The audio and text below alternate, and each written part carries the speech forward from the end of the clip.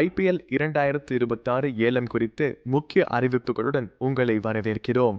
December 16, 2025 அன்று அபுதாபியில் நடைபெறவுள்ள இந்த மினி ஏலத்தில் 10 அணிகள் 77 இடங்களுக்கு ஏலம் கேட்க உள்ளன.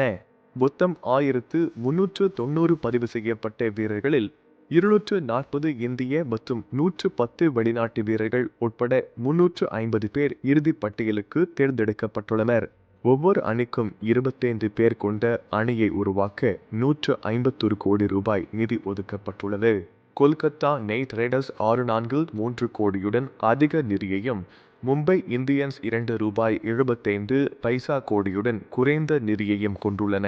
வெளிநாட்டு வீரர்களுக்கு 18 கோடி ரூபாய் என்ற புதிய சம்பள வரம்பு விதிக்கப்பட்டுள்ளது.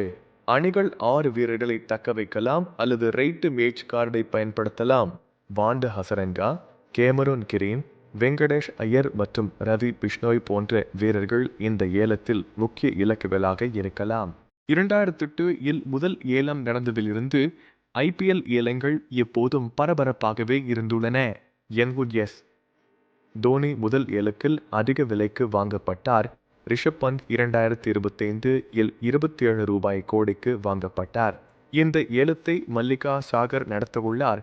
அவர் மகளிர் பிரீமியர் லீக் 2026 ஏலத்தையும் நடத்தினார். IPL 2026 ஏலம் குறித்து மேலும் பல சுவாரஸ்யமான தகவல்களுக்கு காத்திருங்கள்.